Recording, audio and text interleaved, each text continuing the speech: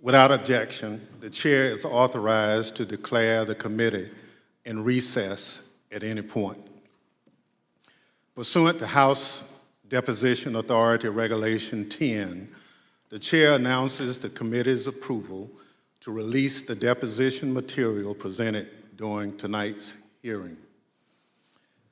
Thanks to everyone watching tonight for sharing part of your evening to learn the facts and causes of the events leading up to and including the violent attack on January 6, 2021.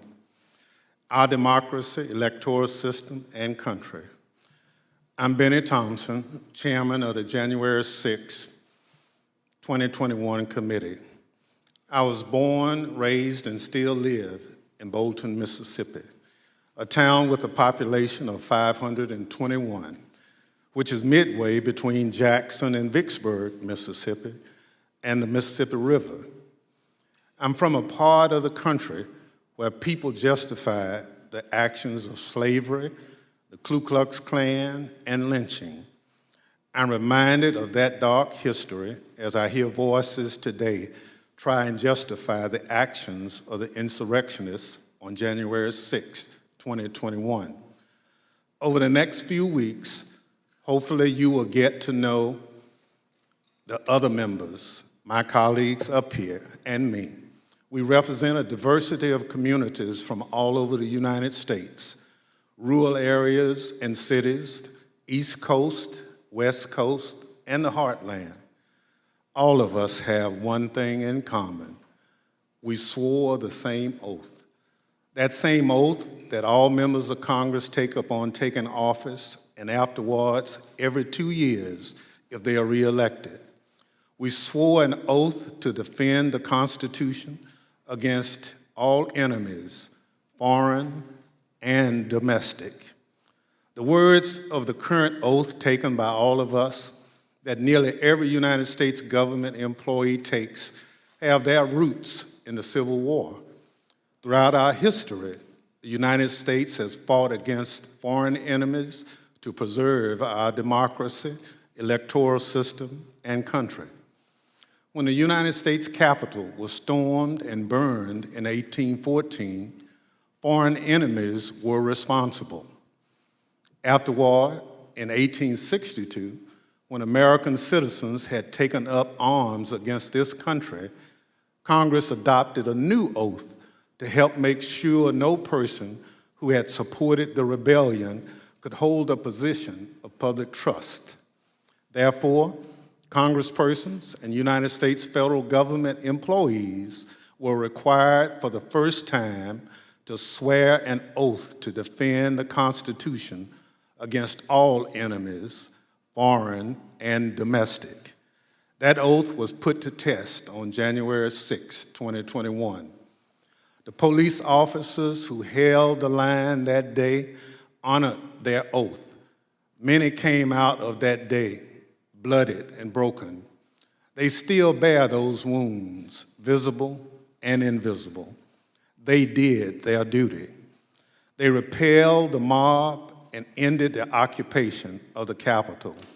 They defended the Constitution against domestic enemies so that Congress could return, uphold our own oath, and count your votes to ensure the transfer of power, just as we've done for hundreds of years. But unlike in 1814, it was domestic enemies of the Constitution who stormed the Capitol and occupied the Capitol, who sought to thwart the will of the people to stop the transfer of power. And so they did, so at the encouragement of the President of the United States. The President of the United States trying to stop the transfer of power, a precedent that had stood for 220 years, even as our democracy had faced its most difficult tests. Thinking back again to the Civil War in the summer of 1864, the President of the United States believed we would be doomed to his bid for re-election. He believed his opponent, General George McClellan would wave the white flag when it came to preserving the Union. But even with that grim fate hanging in the balance, President Lincoln was ready to accept the will of the voters, come what may. He made a quiet pledge. He wrote down the words, "This morning, as for some days past, it seems exceedingly probable that this administration will not be reelected. Then it will be my duty to so cooperate with the president-elect. It will be my duty." Lincoln sealed that memo and asked his cabinet secretaries to sign it sight unseen. He asked them to make the same commitment he did, to accept defeat if indeed defeat was the will of the people, to uphold the rule of law, to do what every president who came before him did and what every president who followed him would do, until Donald Trump. Donald Trump lost the presidential election in 2020. The American people voted him out of office. It was not because of a rigged system. It was not because of voter fraud. Don't believe me? Hear what his former Attorney General had to say about it. I warn those who watching that this contains strong language. No, just what I've been through. I had 3 discussions with the president that I can recall. One was on November 23rd, one was on December 1st, and one was on December 14th. And I've been through sort of the give and take of those discussions. And in that context, I made it clear I did not agree with the idea of saying the election was stolen and putting out this stuff, which I told the president was bullshit. And, I didn't want to be a part of it, and that's one of the reasons that went into me deciding to leave when I did. I observed, I think it was on December 1st, that, how can you can't live in a world where the incumbent administration stays in power based on its view, unsupported by specific evidence, that there was fraud in the election. Bill Barr, on Election Day 2020, he was the Attorney General of the United States, the top law enforcement official in the country, telling the president exactly what he thought about claims of a stolen election. Donald Trump had his days in court to challenge the results. He was within his rights to seek those judgments. In the United States, law-abiding citizens have those tools for pursuing justice.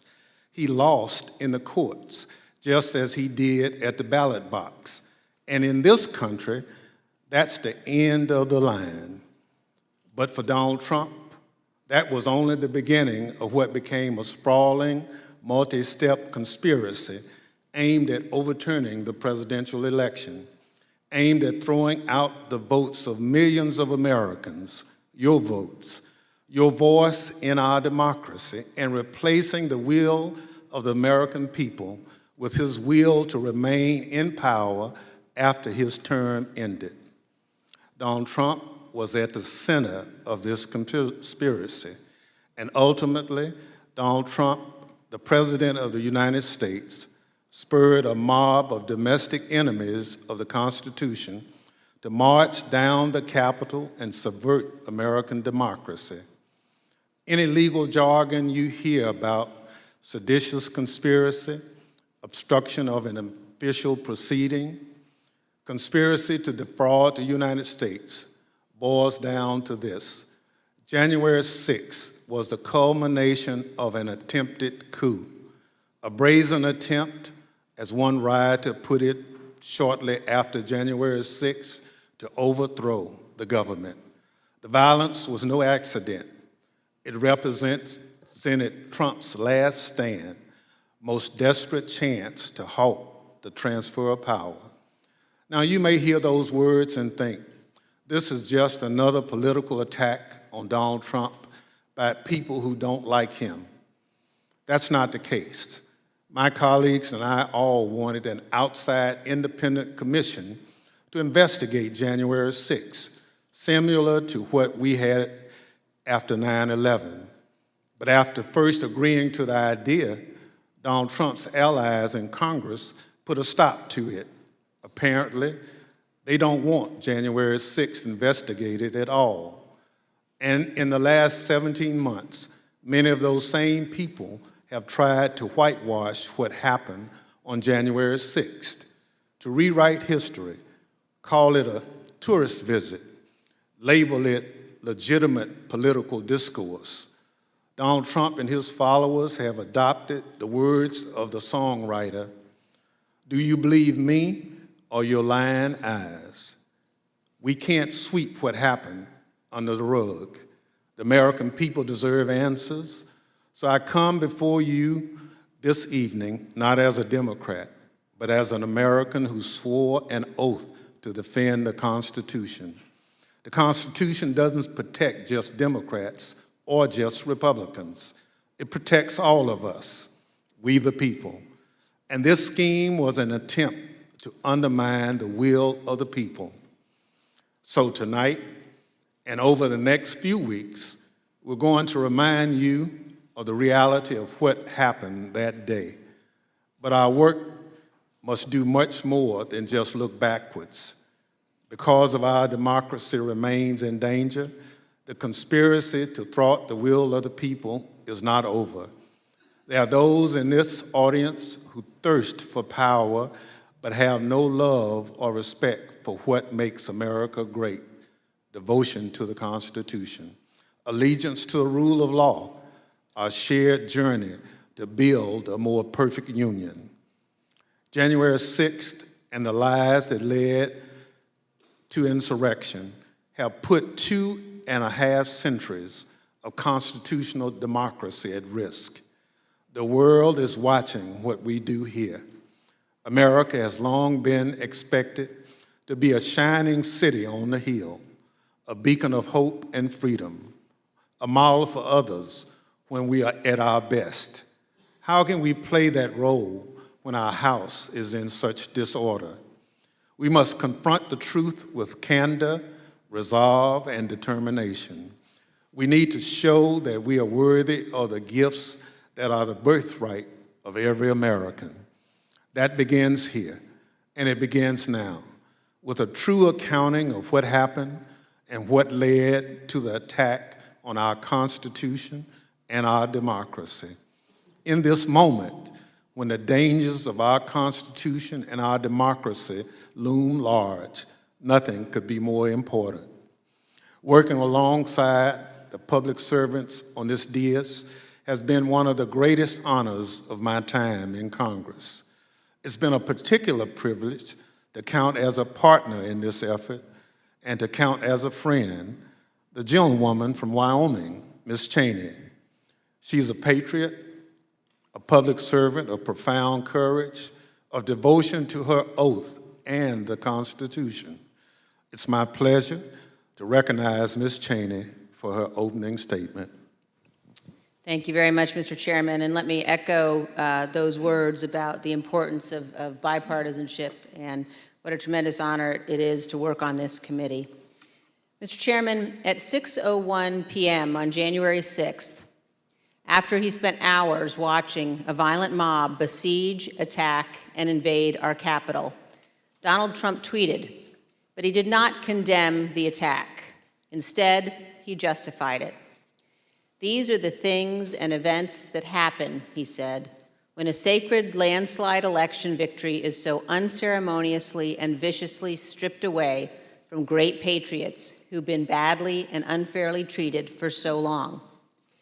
As you will see in the hearings to come, President Trump believed his supporters at the Capitol, and I quote, "We're doing what they should be doing."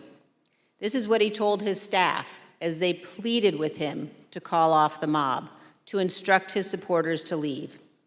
Over a series of hearings in the coming weeks, you will hear testimony, live and on video, from more than half a dozen former White House staff in the Trump administration, all of whom were in the West Wing of the White House on January 6th. You will hear testimony that, quote, the president did not really want to put anything out calling off the riot or asking his supporters to leave. You will hear that President Trump was yelling and, quote, really angry at advisors who told him he needed to be doing something more. And aware of the rioters' chance to hang Mike Pence, the president responded with this sentiment, quote, maybe our supporters have the right idea. Mike Pence, quote, deserves it. You will hear evidence that President Trump refused for hours to do what his staff, his family, and many of his other advisors begged him to do: immediately instruct his supporters to stand down and evacuate the Capitol. Tonight, you will see never-before-seen footage of the brutal attack on our Capitol, an attack that unfolded while a few blocks away, President Trump sat watching television in the dining room next to the Oval Office. You will hear audio from the brave police officers battling for their lives and ours, fighting to defend our democracy against a violent mob Donald Trump refused to call off. Tonight and in the weeks to come, you will see evidence of what motivated this violence, including directly from those who participated in this attack. You will see video of them explaining what caused them to do it. You will see their posts on social media. We will show you what they have said in federal court. On this point, there is no room for debate. Those who invaded our Capitol and battled law enforcement for hours were motivated by what President Trump had told them, that the election was stolen and that he was the rightful president. President Trump summoned the mob, assembled the mob, and lit the flame of this attack. You will also hear about plots to commit seditious conspiracy on January 6th, a crime defined in our laws as conspiring to overthrow, put down, or destroy by force the government of the United States, or to oppose by force the authority thereof. Multiple members of two groups, the Oath Keepers and the Proud Boys, have been charged with this crime for their involvement in the events leading up to and on January 6th. Some have pled guilty. The attack on our Capitol was not a spontaneous riot. Intelligence available before January 6th identified plans to, quote, invade the Capitol, occupy the Capitol, and take other steps to halt Congress's count of electoral votes that day. In our hearings to come, we will identify elements of those plans, and we will show specifically how a group of Proud Boys led a mob into the Capitol building on January 6th.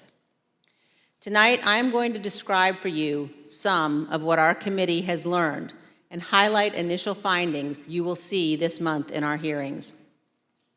As you hear this, all Americans should keep in mind this fact. On the morning of January 6th, President Donald Trump's intention was to remain President of the United States, despite the lawful outcome of the 2020 election and in violation of his constitutional obligation to relinquish power. Over multiple months, Donald Trump oversaw and coordinated a sophisticated 7-part plan to overturn the presidential election and prevent the transfer of presidential power. In our hearings, you will see evidence of each element of this plan. In our second hearing, you will see that Donald Trump and his advisors knew that he had in fact lost the election. But despite this, President Trump engaged in a massive effort to spread false and fraudulent information to convince huge portions of the US population that fraud had stolen the election from him. This was not true. Jason Miller was a senior Trump campaign spokesman. In this clip, Miller describes a call between the Trump campaign's internal data expert and President Trump a few days after the 2020 election. I was in the Oval Office, and at some point in the conversation, Matt Oskowski, who is the lead data person, was brought on. And I remember he delivered to the president pretty blunt terms that he was going to lose. And that was based Mr. Miller, on Matt and the data team's assessment of the sort of county by county, state by state results as reported? Correct. Alex Cannon was one of President Trump's campaign lawyers. He previously worked for the Trump Organization. One of his responsibilities was to assess allegations of election fraud in November 2020. Here is one sample of his testimony discussing what he told White House Chief of Staff Mark Meadows. I remember a call with Mr. Meadows, where Mr. Meadows was asking me what I was finding and if I was finding anything.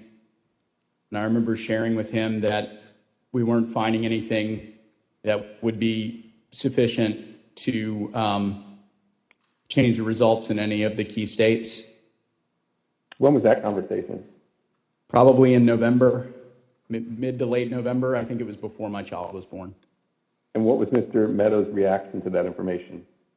I believe the words he used were, "So there's no there there." There's no there. The Trump campaign's general counsel, Matt Morgan, gave similar testimony. He explained that all of the fraud allegations and the campaign's other election arguments taken together and viewed in the best possible light for President Trump could still not change the outcome of the election.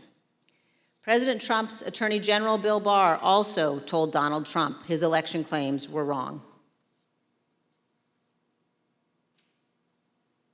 Repeatedly told the president in no uncertain terms that I did not see evidence of fraud and that would have affected the outcome of the election. And frankly, a year and a half later, I haven't seen anything to change my mind on that. Attorney General Barr also told President Trump that his allegations about Dominion voting machines were groundless. I saw absolutely zero basis for the allegations, but they were made in such a sensational way that they obviously were influencing a lot of people, members of the public, that there was this systemic corruption in the system and that their votes didn't count and that these machines controlled by somebody else were actually determining it, which was complete nonsense. And it was being laid out there. And I told them that it was crazy stuff and they were wasting their time on that. And it was doing a grave disservice to the country. But President Trump persisted, repeating the false Dominion allegations in public at least a dozen more times, even after his attorney general told him they were, quote, complete nonsense. And after Barr's resignation on December 23rd, the acting attorney general who replaced him, Jeff Rosen, and the acting deputy, Richard Donahue, told President Trump over and over again that the evidence did not support allegations he was making in public. Many of President Trump's White House staff also recognized that the evidence did not support the claims President Trump was making. This is the president's daughter commenting on Bill Barr's statement that the department found no fraud sufficient to overturn the election. How did that affect your perspective about the election when Attorney General Barr made that statement? It affected my perspective. I respect Attorney General Barr. So I accepted what he was saying. As you will hear on Monday, the president had every right to litigate his campaign claims, but he ultimately lost more than 60 cases in state and federal courts. The president's claims in the election cases were so frivolous and unsupported that the president's lead lawyer, Rudy Giuliani, not only lost the lawsuits, his license to practice law was suspended. Here's what the court said of Mr. Giuliani. Giuliani communicated demonstrably false and misleading statements to courts, lawmakers, and the public at large in his capacity as lawyer for former President Donald J. Trump and the Trump campaign in connection with Trump's failed effort at re-election in 2020. As you will see in great detail in our hearings, President Trump ignored the rulings of our nation's courts. He ignored his own campaign leadership, his White House staff, many Republican state officials. He ignored the Department of Justice and the Department of Homeland Security. President Trump invested millions of dollars of campaign funds purposely spreading false information, running ads he knew were false, and convincing millions of Americans that the election was corrupt and that he was the true president. As you will see, this misinformation campaign provoked the violence on January 6th. In our third hearing, you will see that President Trump corruptly planned to replace the Attorney General of the United States so the U.S. Justice Department would spread his false stolen election claims. In the days before January 6th, President Trump told his top Justice Department officials, quote, "Just say the election was corrupt and leave the rest to me and the Republican congressman." Senior Justice Department officials, men he had appointed, told him they could not do that because it was not true. So President Trump decided to replace them. He offered Jeff Clark, an environmental lawyer at the Justice Department, the job of acting Attorney General. President Trump wanted Mr. Clark to take a number of steps, including sending this letter to Georgia and 5 other states, saying the U.S. Department of Justice had, quote, identified significant concerns that may have impacted the outcome of the election. This letter is a lie. The Department of Justice had, in fact, repeatedly told President Trump exactly the opposite, that they had investigated his stolen election allegations and found no credible fraud that could impact the outcome of the election. This letter and others like it would have urged multiple states to withdraw their official and lawful electoral votes for Biden. Acting Deputy Attorney General Richard Donoghue described Jeff Clark's letter this way, quote, "This would be a grave step for the department to take and could have tremendous constitutional, political, and social ramifications for this country." The committee agrees with Mr. Donoghue's assessment. Had Clark assumed the role of Attorney General in the days before January 6th and issued these letters, the ramifications could indeed have been grave. Mr. Donoghue also said this about Clark's plan. And I recall toward the end saying, what you're proposing is nothing less than the United States Justice Department meddling in the outcome of a presidential election. In our hearings, you will hear firsthand how the senior leadership of the Department of Justice threatened to resign, how the White House counsel threatened to resign, and how they confronted Donald Trump and Jeff Clark in the Oval Office. The men involved, including Acting Attorney General Jeff Rosen and Acting Deputy Attorney General Richard Donoghue, were appointed by President Trump. These men honored their oaths of office, they did their duty, and you will hear from them in our hearings. By contrast, Jeff Clark has invoked his Fifth Amendment privilege against self-incrimination and refused to testify. Representative Scott Perry, who was also involved in trying to get Clark appointed as Attorney General, has refused to testify here. As you will see, Representative Perry contacted the White House in the weeks after January 6th to seek a presidential pardon. Multiple other Republican congressmen also sought presidential pardons for their roles in attempting to overturn the 2020 election.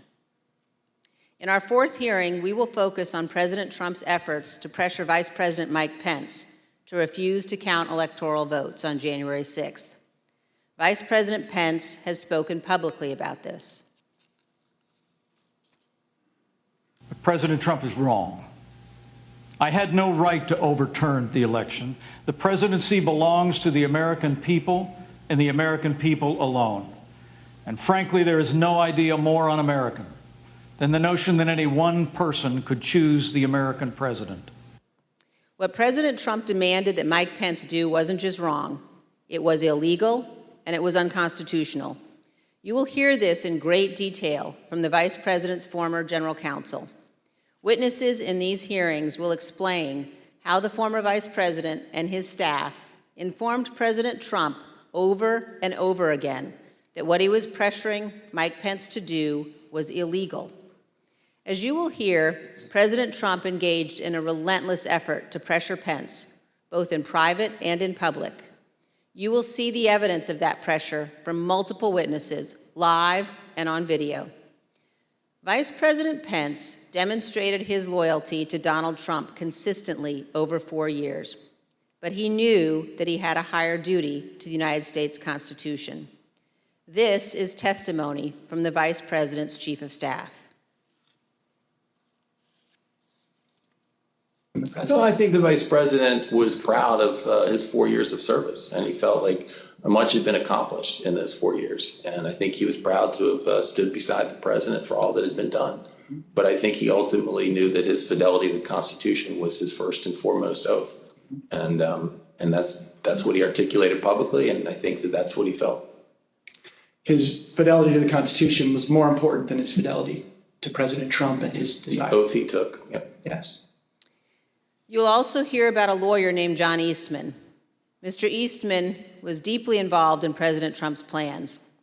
You'll hear from former Fourth Circuit federal judge Michael Luttig, a highly respected leading conservative judge. John Eastman clerked for Judge Luttig. Judge Luttig provided counsel to the Vice President's team in the days before January 6th. The judge will explain how Eastman, quote, was wrong at every turn. And you will see the email exchanges between Eastman and the Vice President's counsel as the violent attack on Congress was underway. Mr. Jacob said this to Mr. Eastman: "Thanks to your bullshit, we are under siege." You will also see evidence that John Eastman did not actually believe the legal position he was taking. In fact, a month before the 2020 election, Eastman took exactly the opposite view on the same legal issues. In the course of the Select Committee's work to obtain information from Mr. Eastman, we have had occasion to present evidence to a federal judge. The judge evaluated the facts, and he reached the conclusion that President Trump's efforts to pressure Vice President Pence to act illegally by refusing to count electoral votes likely violated 2 federal criminal statutes. And the judge also said this: if Dr. Eastman and President Trump's plan had worked, it would have permanently ended the peaceful transition of power, undermining American democracy and the Constitution. If the country does not commit to investigating and pursuing accountability for those responsible, the court fears January 6th will repeat itself. Every American should read what this federal judge has written. The same judge, Judge Carter, issued another decision on Tuesday night, just this week, indicating that John Eastman and other Trump lawyers knew that their legal arguments had no real chance of success in court, but they relied on those arguments anyway to try to, quote, overturn a Democratic election. And you will hear that while Congress was under attack on January 6th and the hours following the violence, the Trump legal team in the Willard Hotel War Room continued to work to halt the count of electoral votes. In our 5th hearing, you will see evidence that President Trump corruptly pressured state legislators and election officials to change election results. You will hear additional details about President Trump's call to Georgia officials, urging them to, quote, find 11,780 votes, votes that did not exist, and his efforts to get states to rescind certified electoral slates without factual basis and contrary to law.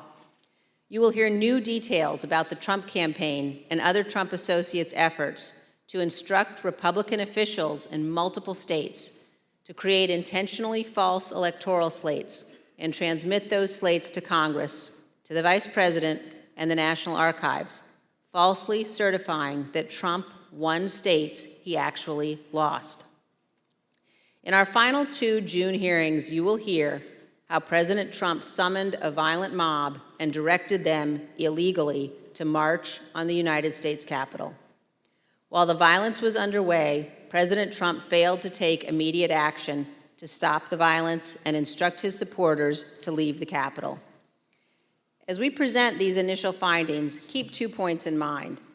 First, our investigation is still ongoing, so what we make public here will not be the complete set of information we will ultimately disclose. And second, the Department of Justice is currently working with cooperating witnesses and has disclosed to date only some of the information it has identified from encrypted communications and other sources.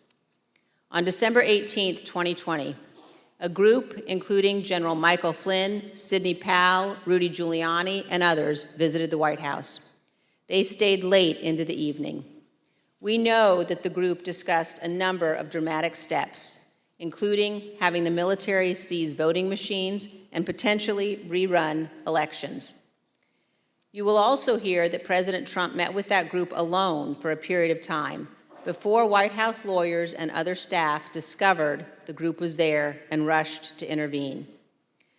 A little more than an hour after Ms. Powell, Mr. Giuliani, General Flynn, and the others finally left the White House, President Trump sent the tweet on the screen now, telling people to come to Washington on January 6th. Be there, he instructed them. Will be wild. As you will see, this was a pivotal moment. This tweet initiated a chain of events. The tweet led to the planning for what occurred on January 6th, including by the Proud Boys, who ultimately led the invasion of the Capitol and the violence on that day. The indictment of a group of Proud Boys alleges that they planned, quote, to oppose by force the authority of the government of the United States. And according to the Department of Justice, on January 6, 2021, the defendants directed, mobilized, and led members of the crowd onto the Capitol grounds and into the Capitol, leading to the dismantling of metal barricades, the destruction of property, the breaching of the Capitol building, and the assaults on law enforcement. Although certain former Trump officials have argued that they did not anticipate violence on January 6th, the evidence suggests otherwise. As you will see in our hearings, the White House was receiving specific reports in the days leading up to January 6th, including during President Trump's Ellipse rally, indicating that elements in the crowd were preparing for violence at the Capitol. And on the evening of January 5th, the president's close advisor, Steve Bannon, said this on his podcast. All hell is going to break loose tomorrow. Just understand this. All hell is going to break loose tomorrow. As part of our investigation, we will present information about what the White House and other intelligence agencies knew and why the Capitol was not better prepared. But we will not lose sight of the fact that the Capitol Police did not cause the crowd to attack. And we will not blame the violence that day, violence provoked by Donald Trump, on the officers who bravely defended all of us.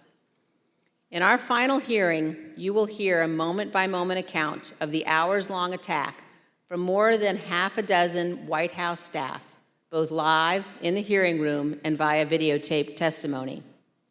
There's no doubt that President Trump was well aware of the violence as it developed.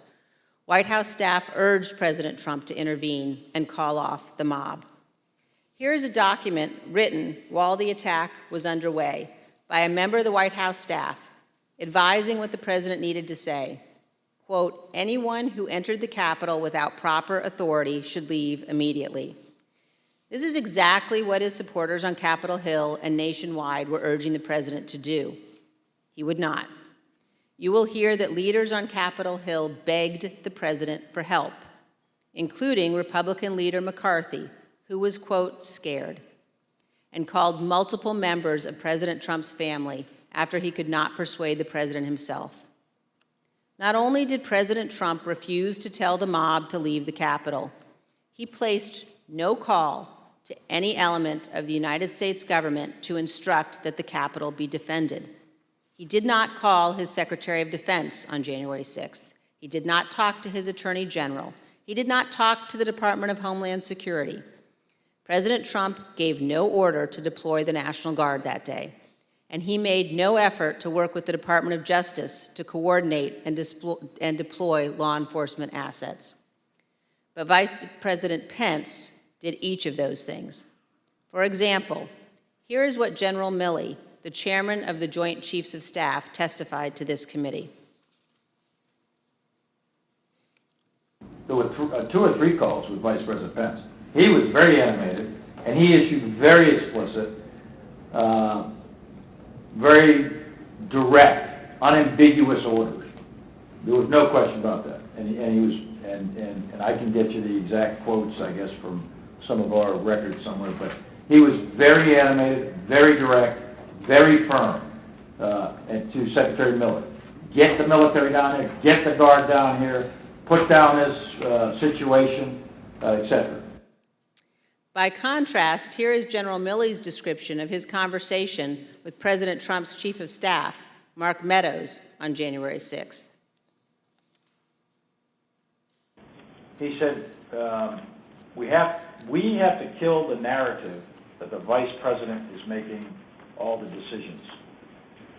We need to establish the narrative that that the President is still in charge and that things are steady or stable or words to that effect. I immediately interpret that as politics, politics, politics. Red flag for me personally, no action, but I remember it distinctly. And you will hear from witnesses how the day played out inside the White House, how multiple White House staff resigned in disgust, and how President Trump would not ask his supporters to leave the Capitol. It was only after multiple hours of violence that President Trump finally released a video instructing the riotous mob to leave. And as he did so, he said to them, quote, "We love you, and you're very special." You will also hear that in the immediate aftermath of January 6th, members of the President's family, White House staff, and others tried to step in to stabilize the situation, quote, to land the plane before the presidential transition on January 20th. You will hear about members of the Trump cabinet discussing the possibility of invoking the 25th Amendment and replacing the President of the United States. Multiple members of President Trump's own cabinet resigned immediately after January 6th. One member of the cabinet suggested that the remaining cabinet officers needed to take a more active role in running the White House and the administration. But most emblematic of those days is this exchange of texts between Sean Hannity and former President Trump's press secretary, Kayleigh McEnany. Sean Hannity wrote, in part, "Key now, no more crazy people, no more stolen election talk. Yes, impeachment and 25th Amendment are real. Many people will quit." Ms. McEnany responded in part, "Love that. That's the playbook." The White House staff knew that President Trump was willing to entertain and use conspiracy theories to achieve his ends. They knew the president needed to be cut off from all of those who had encouraged him. They knew that President Donald Trump was too dangerous to be left alone, at least until he left office on January 20th. These are important facts for Congress and the American people to understand fully. When a president fails to take the steps necessary to preserve our union, or worse, causes a constitutional crisis, we're at a moment of maximum danger for our republic. Some in the White House took responsible steps to try to prevent January 6th. Others egged the president on. Others, who could have acted, refused to do so. In this case, the White House counsel was so concerned about potentially lawless activity that he threatened to resign multiple times. That is exceedingly rare and exceedingly serious. It requires immediate attention, especially when the entire team threatens to resign. However, in the Trump White House, it was not exceedingly rare, and it was not treated seriously. This is a clip of Jared Kushner addressing multiple threats by White House counsel Pat Cipollone and his team of lawyers to resign in the weeks before January 6th. Jared, are you aware of instances where Pat Cipollone threatened to resign? I kind of, like I said, my interest at that time was on trying to get as many pardons done. And I know that, he was always, him and the team were always saying, oh, we're going to resign. We're not going to be here if this happens, if that happens. So I kind of took it up to just be whining, to be honest with you. whining. There's a reason why people serving in our government take an oath to the Constitution. As our founding fathers recognized, democracy is fragile. People in positions of public trust are duty-bound to defend it, to step forward when action is required. In our country, we don't swear an oath to an individual or a political party. We take our oath to defend the United States Constitution, and that oath must mean something. Tonight, I say this to my Republican colleagues who are defending the indefensible. There will come a day when Donald Trump is gone, but your dishonor will remain. Finally, I ask all of our fellow Americans, as you watch our hearings over the coming weeks, please remember what's at stake. Remember the men and women who have fought and died so that we can live under the rule of law, not the rule of men. I ask you to think of the scene in our Capitol Rotunda on the night of January 6th. There, in a sacred space in our constitutional republic, the place where our presidents lie in state, watched over by statues of Washington and Jefferson, Lincoln and Grant, Eisenhower, Ford, and Reagan. Against every wall that night encircling the room, there were SWAT teams, men and women in tactical gear with long guns, deployed inside our Capitol building. There in the rotunda, these brave men and women rested beneath paintings depicting the earliest scenes of our republic, including one painted in 1824 depicting George Washington resigning his commission, voluntarily relinquishing power, handing control of the Continental Army back to Congress. With this noble act, Washington set the indispensable example of the peaceful transfer of power, what President Reagan called nothing less than a miracle. The sacred obligation to defend this peaceful transfer of power has been honored by every American president, except one. As Americans, we all have a duty to ensure that what happened on January 6th never happens again, to set aside partisan battles, to stand together to perpetuate and preserve our great republic. Thank you, Mr. Chairman. As we provide answers to American people about January 6th, it's important that we remember exactly what took place. That this was no tourist visit to the Capitol.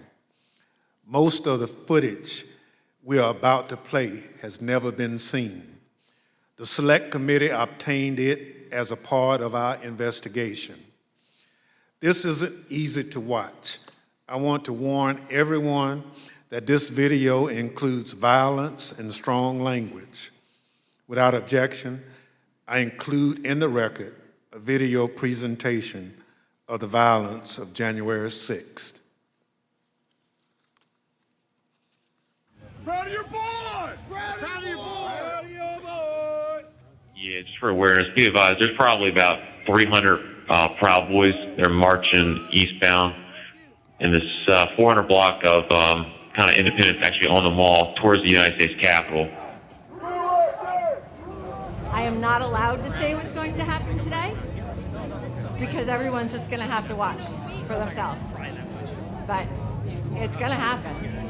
Something's going to happen. Whose streets? Our streets! Whose streets? Our streets! Whose streets? Our streets!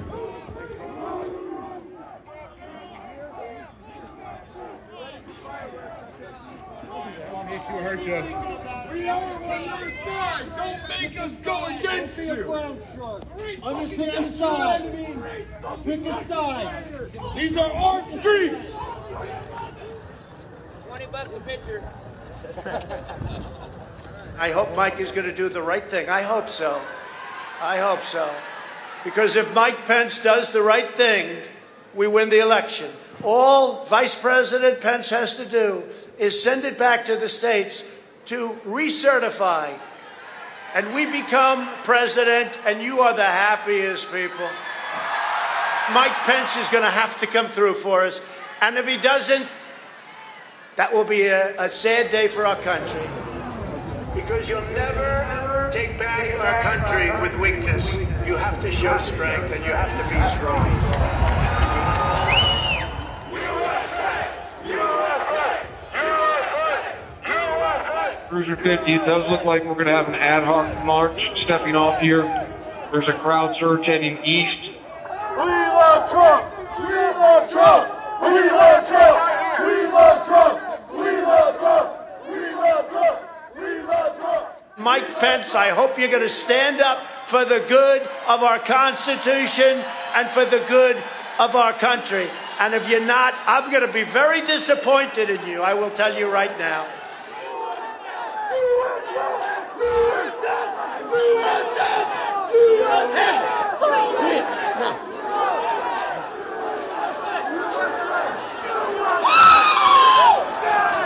Get back, ladies! Get back, ladies!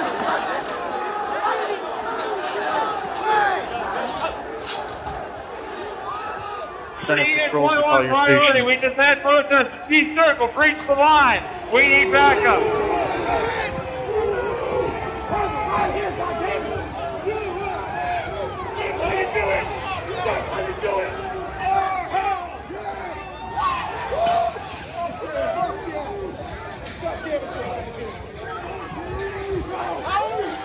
Madam Speaker, the Vice President and the United States Senate.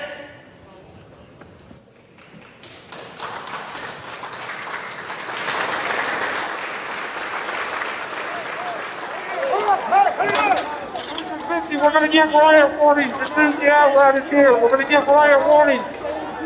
We're going to try to get compliance, but this is now effectively a riot. 49 hours declaring it a riot. 5 to 50, be advised, Capitol Police 1 advised they're trying to breach and get into the Capitol. I copy.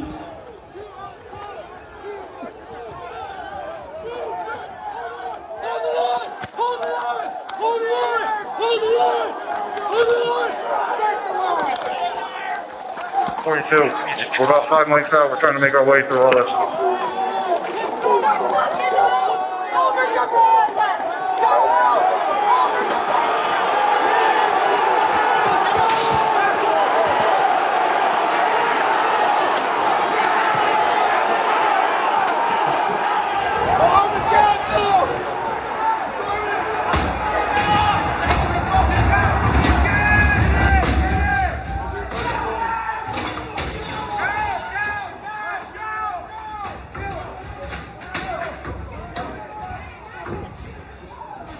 We have a breach of the Capitol!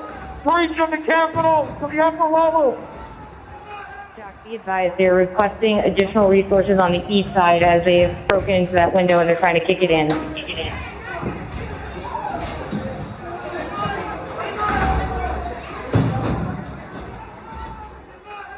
Without objection, the chair declares the House in recess pursuant to Clause 12B of Rule 1. Mike Pence didn't have the courage to do what should have been done to protect our country and our Constitution, giving states a chance to certify a corrected set of facts, not the fraudulent or inaccurate ones which they were asked to previously certify. U.S. demands the truth. Bring out Pence! Bring out Pence! Bring out Pence!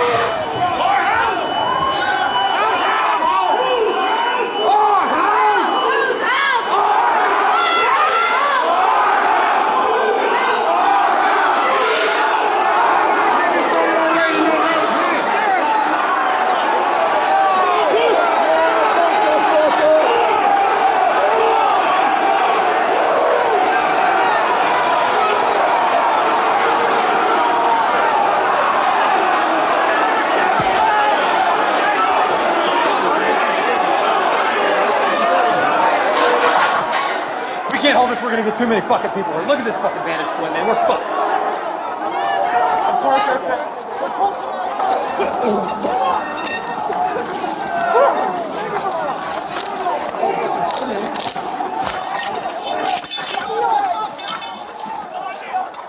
We need an area for the House members. They're all walking over now through the tunnels.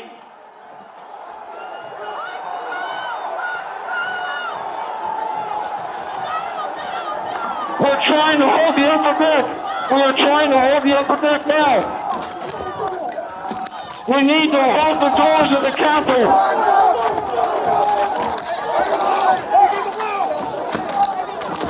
I need court support.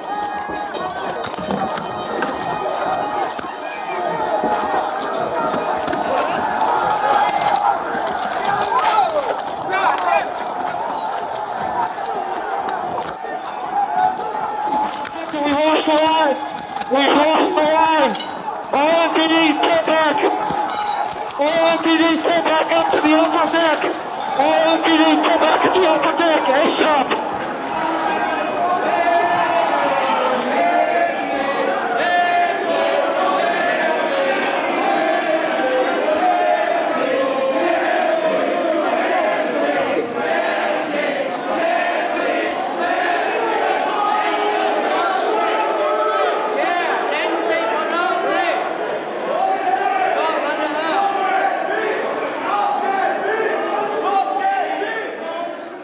Cruiser 50, be advised that Capitol Police is going to start moving their resources inside.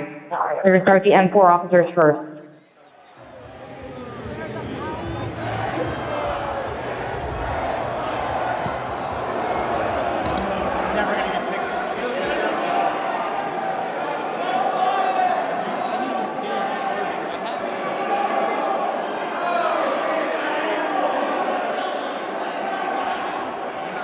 Okay, H208 with 4 members. The door's barricaded. There's people flooded the hallways outside. We have no way out. Advance officers still remaining on the House floor, on the third floor, to use the subways themselves. It's time to evacuate so we can secure the members on the other side. Copy. It's up to us people now, the American people. What are you ready to do? One more time. What are you ready to do? And whatever it takes, I'll lay my life down if it takes. Absolutely. That's why we showed up today. Bring her out!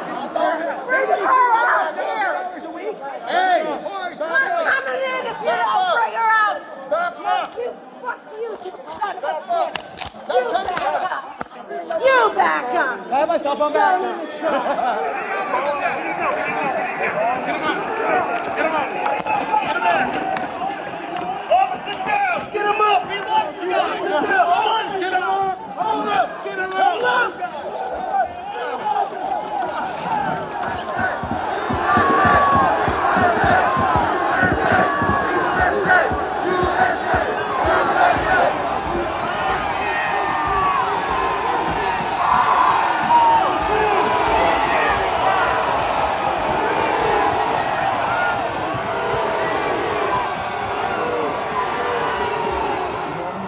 Crazy to send to that West Terran truck for backup.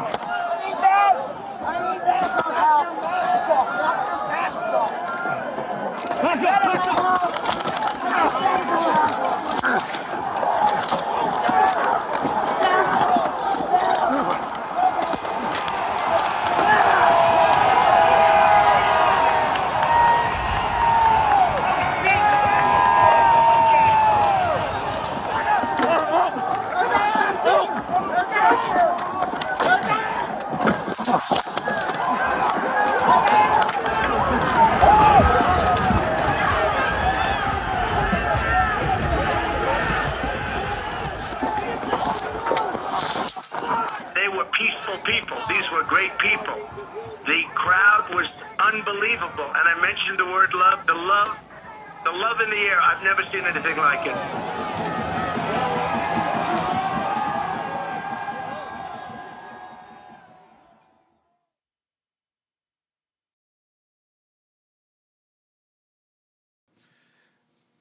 Pursuant to the order of the committee of tonight, the chair declares the committee in recess for a period of approximately 10 minutes.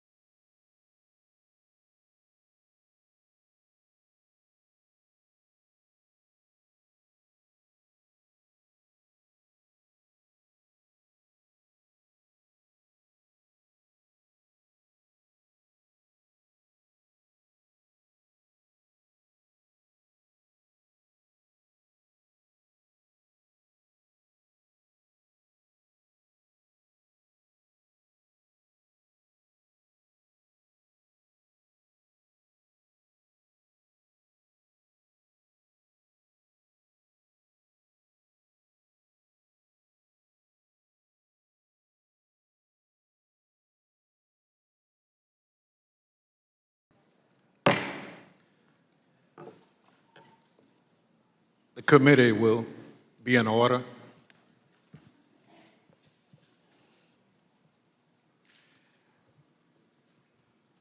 I want to thank our witnesses for being with us this evening to share their firsthand accounts of that terrible day. I know that some of the witnesses from our first hearing are in the room with us, along with some of the family members, friends, and widows of the officers who lost their lives as a result of the attack. Thank you all for being here for us and the American people. Officer Carolyn Edwards has been with the United States Capitol Police since 2017. On January 6th, Officer Edwards was assigned to the First Responder Unit, which serves as the first line of defense at the Capitol complex. She also served as a member of the Civil Disturbance Unit, a special subset of the Uniformed Division trained to respond to mass demonstration events. Officer Edwards is a graduate of the University of Georgia and currently is working on a master's degree in intelligence analysis from Johns Hopkins University. Nick Quistad is an acclaimed filmmaker whose credits include documenting stories from war zones in Afghanistan, Syria, and Iraq.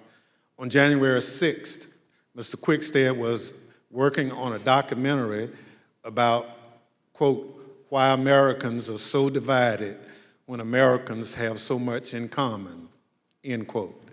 During that day, Mr. Quickstead interviewed and documented movements of the people around the Capitol, including the first moments of the violence against the Capitol Police and the chaos that ensued. I will now swear in our witnesses. The witnesses will please stand and raise your right hand. Do you swear and affirm on the penalty of perjury that the testimony you're about to give is the truth, the whole truth, and nothing but the truth, so help you God?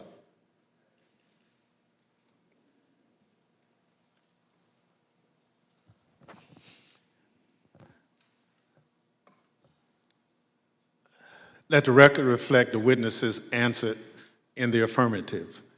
Without objection, the witness's statement will be included in the record. Pursuant to Section 5C8 of House Resolution 503, I recognize myself for questioning.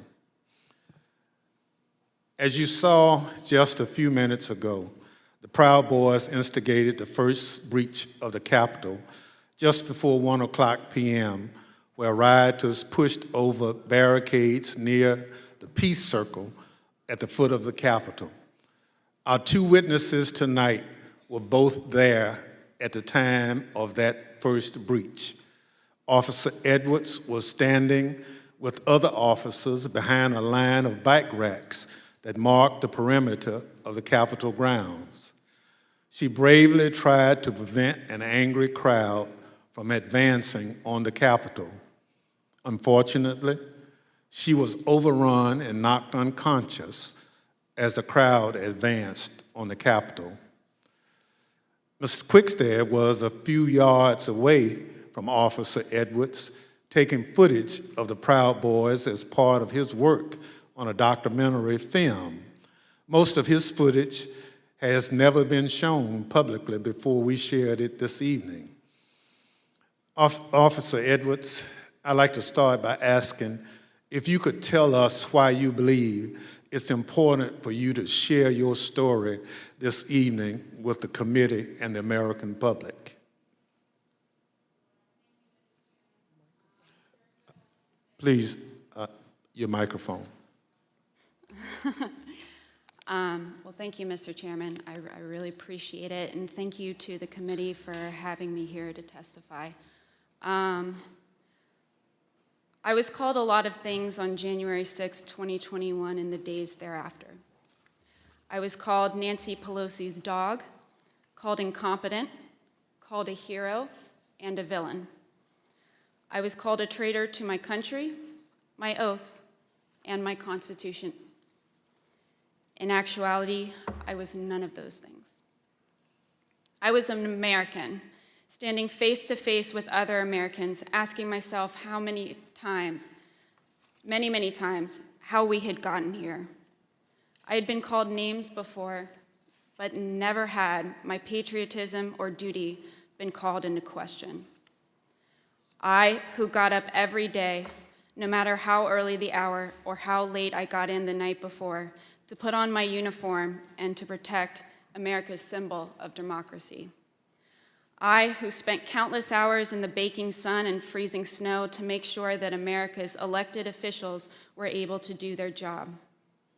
I, whose literal blood, sweat, and tears were shed that day defending the building that I spent countless holidays and weekends working in. I am the proud granddaughter of a Marine that fought in the Battle of the Chosin Reservoir in the Korean War. I think of my papa often in these days, how he was so young and thrown into a battle he never saw coming and answered the call at a great personal cost. How he lived the rest of his days with bullets and shrapnel in his legs, but never once complained about his sacrifice. I would like to think that he would be proud of me, proud of his granddaughter that stood her ground that day and continued fighting, even though she was wounded, like he did many years ago. I am my grandfather's granddaughter, proud to put on a uniform and serve my country. They dared to question my honor.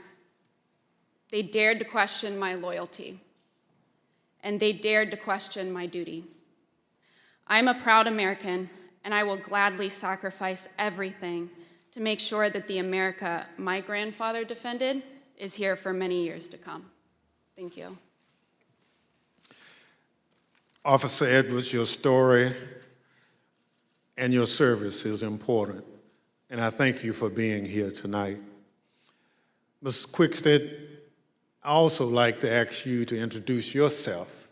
Can you tell us how you found yourself in Washington, D.C. on January 6th, 2021? Good evening, Chair and Madam Vice Chair. Thank you for the introduction. As stated, in the winter of 2020, I was working on a documentary. As part of that documentary, I filmed several rallies in Washington, D.C.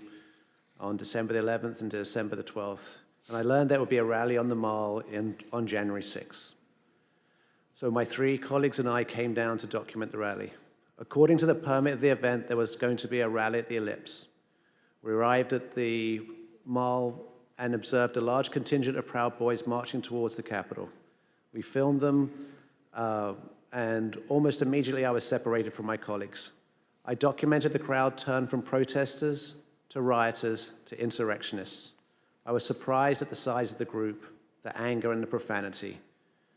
And for anyone who didn't understand how violent that event was, I saw it, I documented it, and I experienced it. I heard incredibly aggressive chanting, and I subsequently shared that footage with the authorities. I'm here today pursuant to a House subpoena. Thank you so much. Thank you, Mrs. Quested. The Select Committee has conducted extensive investigative work to understand what led the Proud Boys and other rioters to the Capitol on January 6th. We've obtained substantial evidence showing that the president's December 19th tweet calling his followers to Washington, D.C. on January 6th energized individuals from the Proud Boys and other extremist groups. I'd like to play a brief video highlighting some of this evidence. My name is Marcus Childress, and I'm an investigative counsel for the Select Committee to investigate the January 6th attack on the United States Capitol. What do you want to call them? Give me a name. Give me a White name. supremacists and Who would white you like me to condemn? White supremacists and white Proud supremacists. Boys, stand back and stand by. After he made this comment, Enrique Terrio, then chairman of the Proud Boys, said on Parler, "Standing by, sir." During our investigation, we learned that this comment during the presidential debate actually led to an increase in membership from the Proud Boys. Would you say that Proud Boys members increased after the stand back, stand by comment? Exponentially. I'd say tripled probably, with the potential for a lot more eventually. And did you ever sell any stand back and stand by merchandise?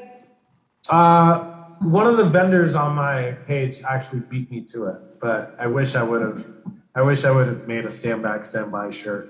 On December 19th, President Trump tweeted about the January 6th rally and told attendees, "Be there, we'll be wild." Many of the witnesses that we interviewed were inspired by the president's call and came to DC for January 6th. But the extremists, they took it a step further. They viewed this tweet as a call to arms. A day later, the Department of Justice describes how the Proud Boys created a chat called the Ministry of Self-Defense Leadership Chat. In this chat, the Proud Boys established a command structure in anticipation of coming back to DC on January 6th. The Department of Justice describes Mr. Tarrio coming into possession of a document called the 1776 Returns, which describes individuals occupying key buildings around the United States Capitol. The Oath Keepers are another group that the committee investigated. You better get your ass to D.C., folks, this Saturday. Yeah, if you don't, there'll be no more Republic. But we're not going to let that happen. It's not even an if. It's either President Trump is encouraged and bolstered and strengthened to do what he must do, or we wind up in a bloody fight. We all know that. The fight's coming. The Oath Keepers began planning to block the peaceful transfer of power shortly after the November 3rd election. And according to the Department of Justice, Stuart Rhodes, the Oath Keepers leader, said to his followers that we were not going to get through this without a civil war. In response to the December 19th, 2020 tweet by President Trump, the Oath Keepers focused on January 6th in Washington, D.C. In response to the tweet, one member, the president of the Florida chapter, put on social media, "The president called us to the Capitol. He wants us to make it wild." The goal was for the Oath Keepers to be called to duty so that they could keep the president in power, although President Trump had just lost the election. The committee learned that the Oath Keepers set up quick reaction forces outside of the city in Virginia where they stored arms. The goal of these quick reaction forces was to be on standby just in case President Trump invoked the Insurrection Act. Did the Oath Keepers ever provide weapons to members? I'm going to decline to answer that and put them at grounds for due process grounds. In footage obtained by the committee, we learned that on the night of January 5th, Enrique Tarrio and Stuart Rhodes met in a parking garage in Washington, D.C. There's mutual respect there. I think we're fighting the same fight, and I think that's what's important. The committee learned that the Oath Keepers went into the Capitol through the east doors in two stack formations. The DOJ alleges that one of the stacks went into the Capitol looking for Speaker Pelosi, although they never found her. As the attack was unfolding, Mr. Tarrio took credit. In documents obtained by the Department of Justice, Mr. Tarrio said in an encrypted chat, "Make no mistake, and we did this." Later on that evening, Mr. Tarrio even posted a video which seemed to resemble him in front of the Capitol with a black cape, and the title of the video was Premonition. The evidence developed by the Select Committee and the Department of Justice highlights how each group participated on the attack on the Capitol on January 6th. In fact, the investigation revealed that it was individuals associated with the Proud Boys who instigated the initial breach at the Peace Circle at 12:53 p.m.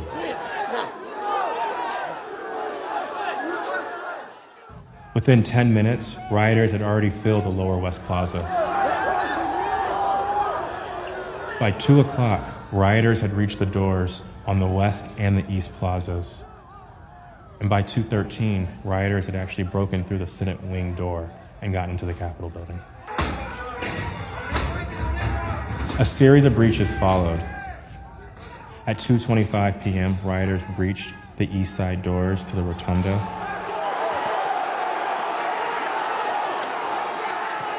And then right after 2:40 p.m., rioters breached the east side doors near the Ways and Means room. Once the rioters infiltrated the Capitol, they moved through the crypt, the rotunda, the hallways leading to the House chambers, and even inside the Senate chambers.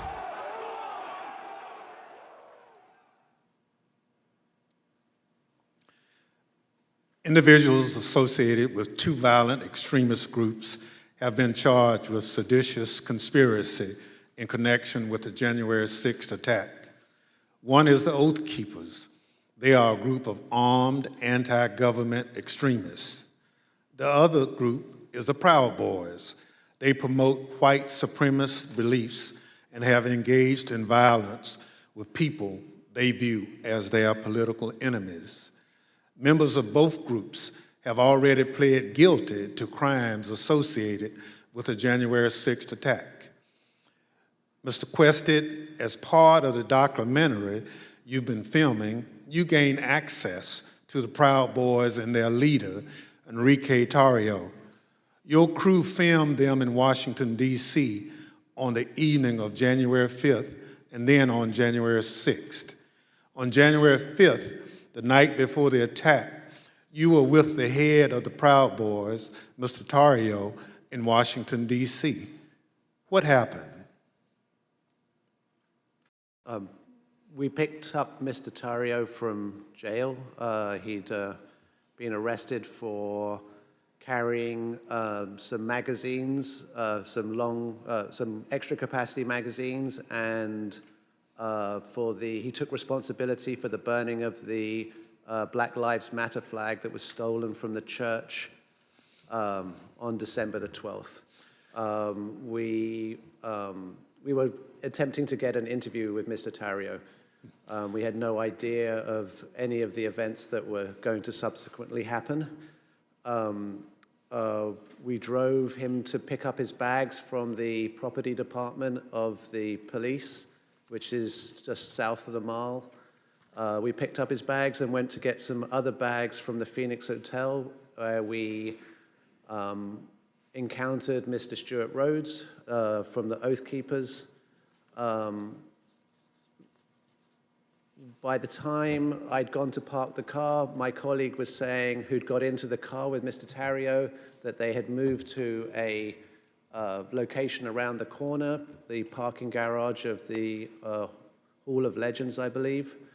And so we quickly drove over there. We drove down into the parking garage and filmed the scene of Mr. Tarrio and Mr. Rhodes and certain other individuals in that garage.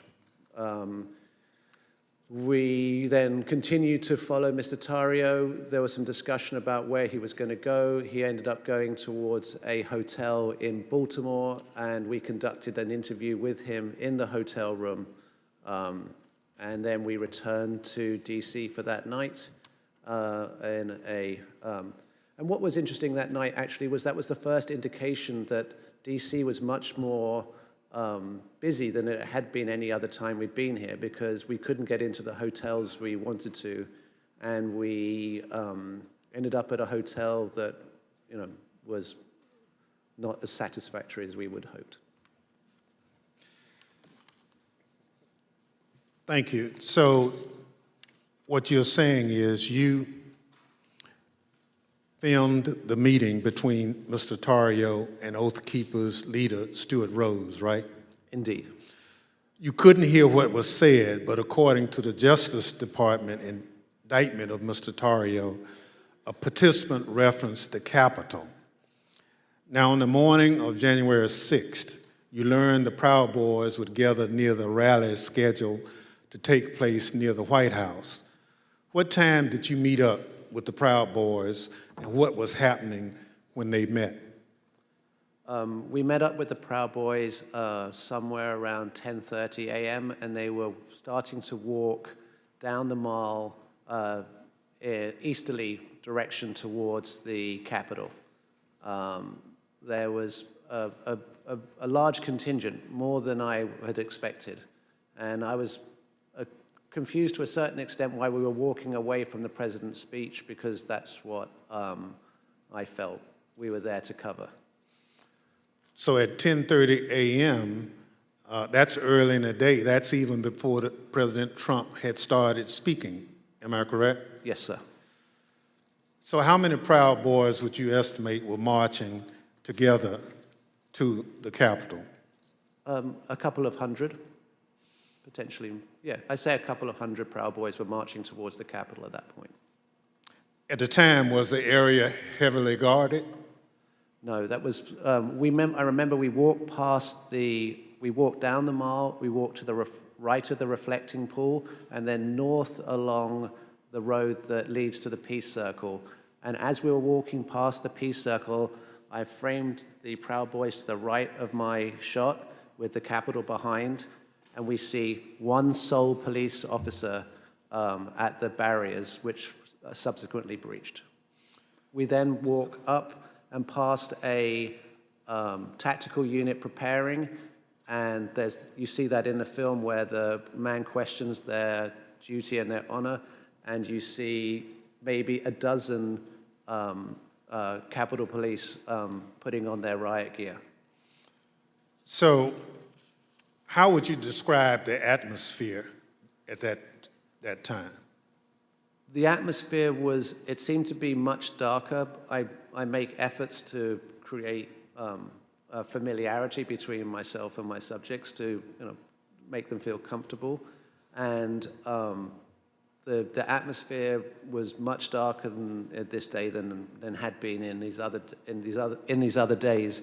And there was also a contingent of Proud Boys that I hadn't met before from Arizona who appeared to wear these orange hats and had orange armbands. So when the Proud Boys went back down the hill to the Peace Circle, did a larger crowd start together? Well, no. First of all, we went round to the back and down the steps, and we took some photographs on the east side of the Capitol, and then we went for lunch. We went for tacos. So, Mr. Questa, you're a journalist, so you're careful to stick to things that you have observed. But what you've told us is highly relevant. Let me highlight a few key facts that you and others have provided the committee. First, there was a large group of Proud Boys present at the Capitol. We know that from multiple sources. You now estimate that there were around 250 to 300 individuals that you've testified. They weren't there for President Trump's speech. We know this because they left that area to march toward the Capitol before the speech began. They walked around the Capitol that morning. I'm concerned this allowed them to see what defenses were in place and where weaknesses might be. And they decided to launch their attack at the Peace Circle, which is the front door of the Capitol complex. It's the first security perimeter that those marching from the ellipse would have to come to as they moved toward the Capitol. The Peace Circle walkway was always where the thousands of angry Trump supporters would arrive after President Trump sent them from the ellipse. The Proud Boys timed their attack to the moments before the start of the joint session in the Capitol, which is also where President Trump directed the angry mob, quote, "We fight like hell," end quote. He told them before sending them down Pennsylvania Avenue, right to where the Proud Boys gathered and where you were filming. Now, a central question is whether the attack on the Capitol was coordinated and planned. What you witnessed is what a coordinated and planned effort would look like. It was the culmination of a months-long effort spearheaded by President Trump. Mr. Questa, thank you for your eyewitness account of the lead up to the breach of the Peace Circle.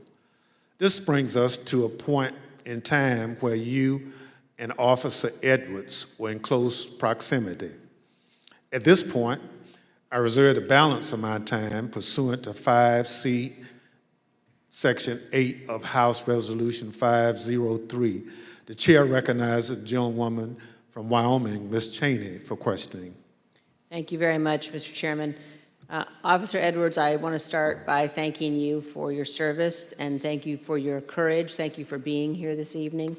I know that it's not easy to relive what happened for you and for the officers behind you and for the family members of officers in the audience this evening.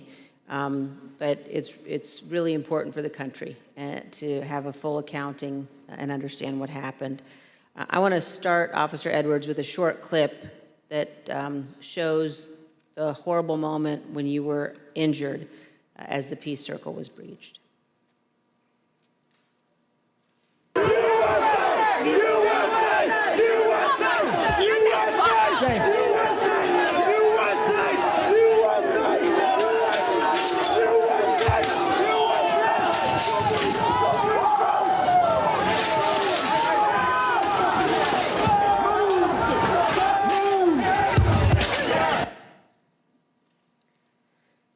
Officer Edwards, can you describe the crowd that had assembled at the Peace Circle as you and your fellow officers stood behind and guarded the bike racks at the Peace Circle? Yes, so there were about, I want to say about 5 of us on that line. And there was our bike rack, and then at the bottom of the Pennsylvania Avenue walkway, or right by Peace Circle, there was another bike rack. And so the crowd had kind of gathered there. It was the crowd led by Joseph Biggs, and they were mostly in civilian clothes. There were some who had military fatigues on. We could see people with bulletproof vests on, things like that.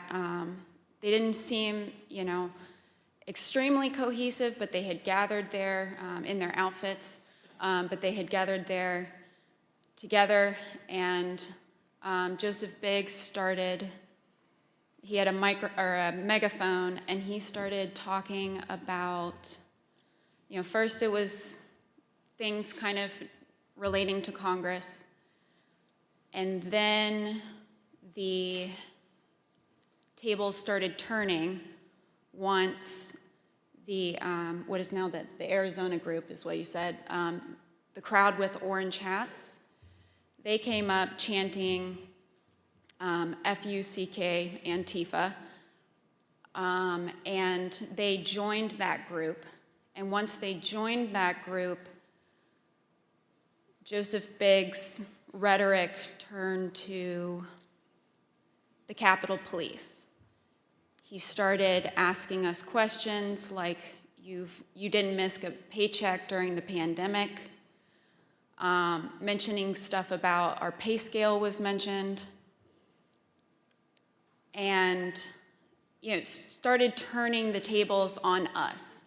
And I've worked, I can, conservatively say probably hundreds of civil disturbance events. I know when I'm being turned into a villain, and that's when I turned to my sergeant and I stated the understatement of the century. I said, Sarge, I think we're gonna need a few more people down here.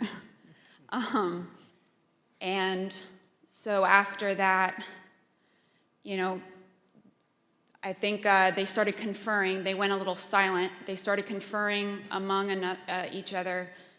I saw the person now identified as Ryan Samsel. He put his arm around Joseph Biggs, and they were talking, and then they started approaching the first barricade. They ripped the first barricade down, and they approached our bike racks.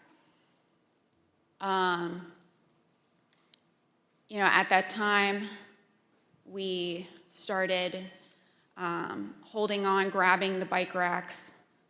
There weren't many of us, so I grabbed the middle between 2 different bike racks, and I wasn't under any pretense that I could hold it for very long, but I just wanted to, make sure that we could get more people down and get our CDU units time to answer the call. So we started grappling over the bike racks. I felt the bike rack come on top of my head, and I was pushed backwards, and my foot caught the stair behind me, and my chin hit the handrail, and then at that point I had blacked out, but the back of my head clipped the concrete stairs behind me. And you were knocked unconscious, is that right, Officer Edwards? Yes, ma'am. But then when you regained consciousness, even with the injuries, you returned to duty. Is that right? Yes, ma'am. At that time, adrenaline kicked in. I ran towards the West Front, and I tried to hold the line at the Senate steps at the Lower West Terrace. More people kept coming at us. It just seemed like, more and more people started, coming onto the West Front. They started overpowering us. And that was right about when MPD's officers showed up. Their bike officers pushed the crowd back and allowed our CDU units as well as theirs to form that line that you see, that very thin line between us and the protesters or the rioters, at that time. I fell behind that line, and for a while I started decontaminating people who had gotten sprayed and treating people medically who needed it. And then you were injured again there on the West Terrace. Is that right, Officer Edwards? Yes, ma'am. So after a while, I got back on the line. It was on the house side of the Lower West Terrace. And I was holding that line for a while. There weren't many of us over there. And Officer Sicknick was behind me for most of the time, for about 30 to 45 minutes that I was down there. We were just, as the best we could, we were just, grappling over bike racks and trying to hold them as quick as possible. All of a sudden, I see movement to the left of me, and I turned, and it was Officer Sicknick with his head in his hands. And he was ghostly pale, which I figured at that point that he had been sprayed, and I was concerned. My, cop alarm bells went off, because if you get sprayed with pepper spray, you're going to turn red. He turned just about as pale as this sheet of paper. And so I looked back to see what had hit him, what had happened, and that's when I got sprayed in the eyes as well. I was taken to be decontaminated by another officer, but we didn't get the chance because we were then tear gassed. And we are going to play just a brief clip of that moment that you've just described, Officer Edwards.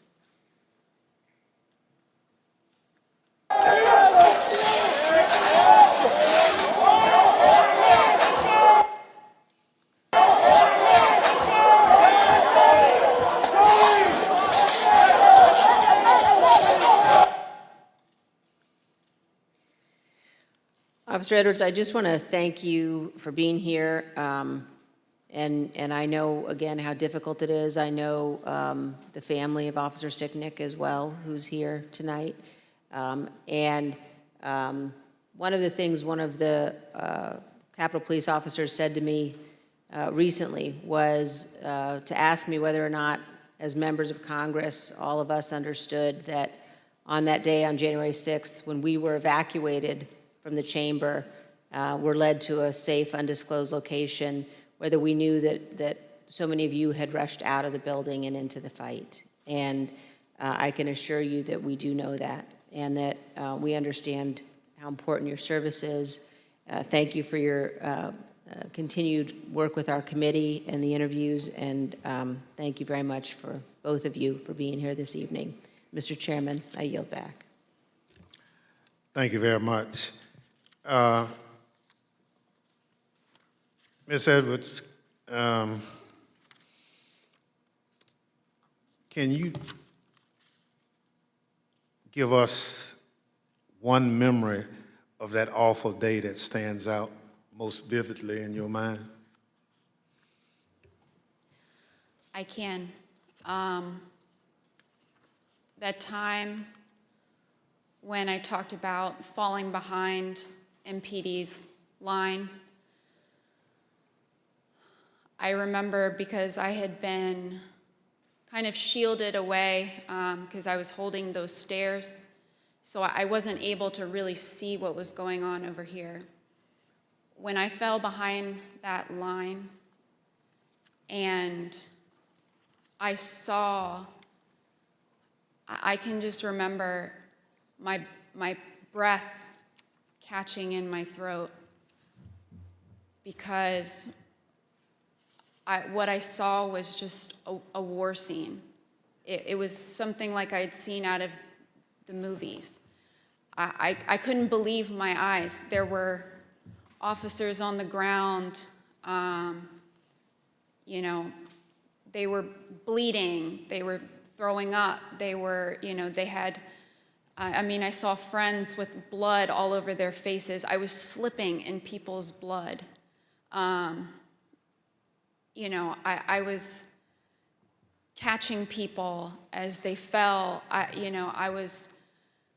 It was carnage. It was chaos. I can't even describe what I saw. Never in my wildest dreams did I think that as a police officer, as a law enforcement officer, I would find myself in the middle of a battle. You know, I'm trained to detain, you know, a couple of subjects and handle a crowd, but I'm not combat trained. And that day, it was just hours of hand-to-hand combat, hours of dealing with things that were way beyond any law enforcement officer has ever trained for.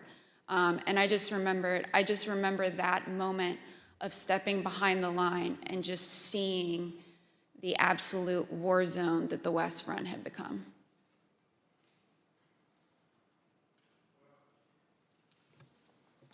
Let me thank you for your service and obviously your bravery that you have told the world about tonight. It's unfortunate that you had to defend the Capitol from fellow Americans. None of us would ever think that that would have to happen, but it did. So let me thank our witnesses for joining us tonight and sharing their experiences with America. Throughout my chairmanship of this committee, I've continuously vowed that this committee will ensure a comprehensive account of the heroic acts on January 6th, and that we will follow the facts wherever they lead. Your testimony is an essential part of that record and helps us do our job. Mr. Quested, thank you for sharing your footage and your account of the day's events with us. The images you recorded and have shared with the committee do a better job than any of our words in reinforcing the violence of January 6th. We hope that the power of your footage help encourage all Americans to consider how citizens with so much in common could viciously brawl at the seat of their democratic government. Officer Edwards, thank you for your brave service, as I indicated, on January 6th, and all you did to protect us, and most importantly, our democracy. If you and your fellow officers hadn't held the line against those violent insurrectionists, we can only imagine the disaster that would have ensued. Your heroism in the face of danger is admirable, and your will to continue to protect and serve despite your serious injuries should be an inspiration to all of us. We wish you a continued recovery and look forward to seeing you back in uniform sometime soon. The members of the Select Committee may have additional questions for tonight's witnesses, and we ask that you respond expeditiously in writing to those questions. Without objections, members will be permitted 10 business days to submit statements for the record, including opening remarks and additional questions for the witnesses. The witnesses have just told us what they heard the rioters saying while they stormed the Capitol on that day. Now we're going to hear it from the rioters themselves. Without objection, I include in the record a video presentation.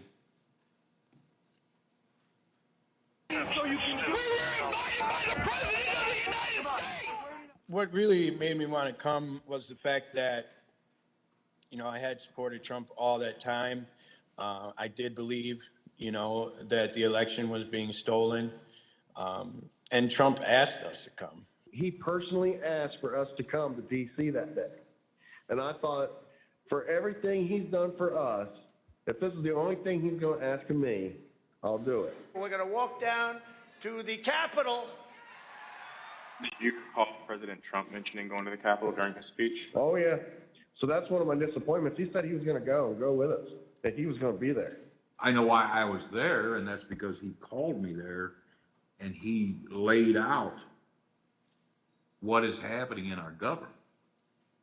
He laid it out. But I remember Donald Trump telling people to be there, right? I mean, to support. So you mentioned that the president asked you. Do you remember a specific message? Basically, yeah, he asked for us to come to D.C., that big things are going to happen. What got me interested, he said, I have something very important to say on January 6th or something like that, is what got me interested to be there. Trump has only asked me for two things. He asked me for my vote, and he asked me to come on January 6th.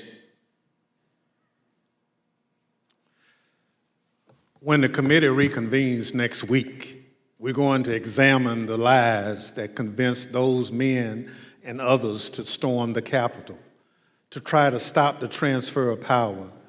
We're going to take a close look at the first part of Trump's attack on the rule of law, when he hit the fuse that ultimately resulted in the violence of January 6th. Without objection, and with that, the committee stands adjourned.